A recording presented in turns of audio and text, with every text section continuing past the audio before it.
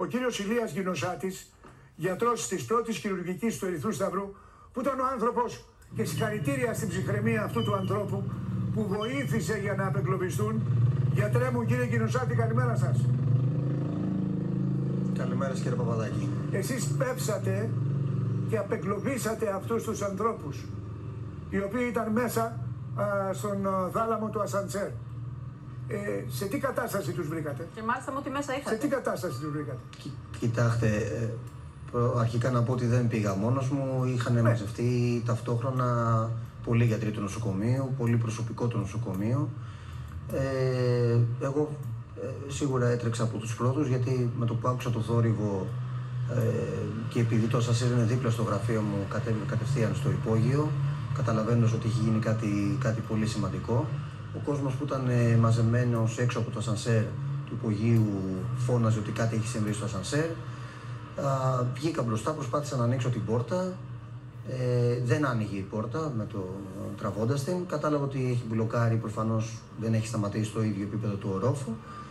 Γνωρίζοντας έτσι κάποια τεχνικά θέματα, μπόρεσα με ένα βελονοκάτοχο, έτσι, ένα εργαλείο χειρουργικό, το οποίο είναι σαν πένσα κατά κάποιο τρόπο μικρή, να μπορέσω να ξεκλειδώσω την πόρτα του ασανσέρ και να την ανοίξω και έτσι να κερδίσουμε χρόνο, μην περιμένοντας τεχνική υπηρεσία. Αυτό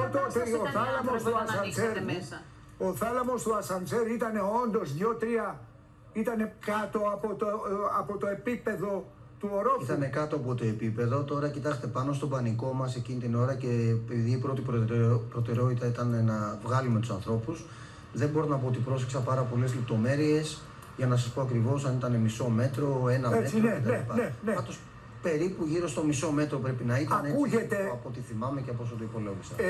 Έχει και τεχνικό προσωπικό το νοσοκομείο, έτρεξε το τεχνικό προσωπικό, διαπιστώθηκε αυτό το οποίο ακούστηκε από την πρώτη στιγμή, ότι έσπασε το σειρματόσχηνο.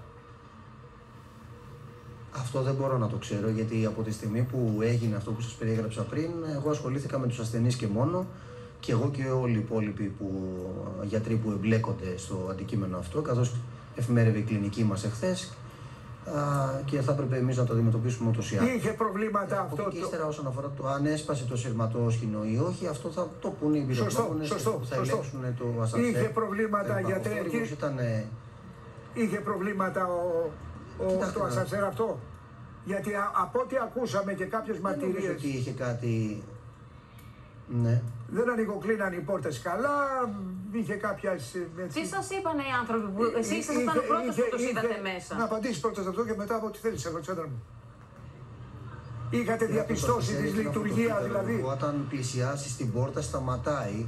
Τώρα αυτό καμιά φορά μπορεί να νομίζει, να δίνει εντύπωση στον κόσμο ότι χαλάει, και ίσως γι' αυτό να μπορεί να πούνε οτιδήποτε.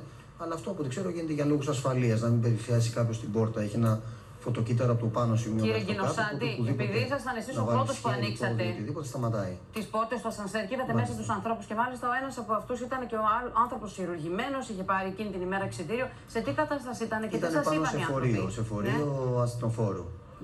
Ήταν πολύ πανικοβλημένοι, σοκαρισμένοι θα έλεγα, γι' αυτό και δεν μπορούσαν να πούνε πολλά πράγματα. Δεν φωνάζαν, ήταν σοκαρισμένοι. Νομίζω ότι αυτό τα πρέπει. Πάντως το γεγονός ότι ακούστηκε δυνατά ο θόρυβος, γιατί είπατε ότι το γραφείο σας είναι δίπλα από αυτό τον ανελκυστήρα, έχω την εντύπωση ότι ήταν ανεξέλεκτη η πτώση του. Κοιτάξτε, ήταν ένας θόρυβος που κράτησε κάποια δευτερόλεπτα, 2-3, δεν μπορώ να ξέρω, ήταν πάρα πολύ δυνατός και κάπως συνεχόμενος, δηλαδή ήταν ένας απότομος θόρυβος που έγινε, και αυτό δηλαδή μας έδωσε το χρόνο, ας πούμε, και να... Κύριε Γινοσάτη, εσείς εργάζεστε σε αυτόν τον χώρο.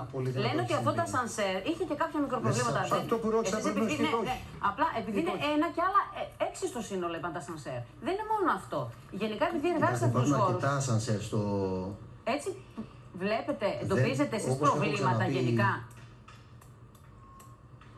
Κοιτάξτε να σας πω, το θέμα είναι ότι το νοσοκομείο διαθέτει πάρα πολλά ασανσέρ. Και τα χρησιμοποιούμε όλοι μας. Είμαστε εδώ άνθρωποι που δουλεύουμε πάρα πολλά χρόνια. Εγώ εδώ είμαι 25 χρόνια.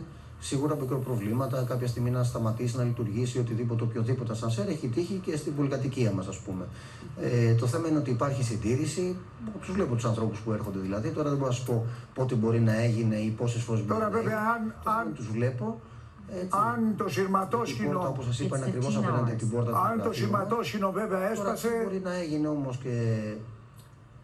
Είναι μια άλλη υπόθεση. Αυτά, κύριε Παπαδάκη, θα πρέπει να τα δούμε, γιατί πραγματικά αυτά τα ασανσέρ τα χρησιμοποιούμε όλοι μας και οι εργαζόμενοι και οι. Και τα συγκεκριμένα είναι και για τη μεταφορά ασθενών. Μπαίνουν μέσα τα φορεία. Σίγουρα, οπότε πρέπει να βρεθεί τι έφτιαξε για να μπορέσουν να σας ευχαριστήσουμε για προσοχή σε όλα τα υπόλοιπα για να μην συμβεί κάτι αντίστοιχο. Να σας ευχαριστήσουμε πολύ για αυτό που λες, Γιώργο, αν είναι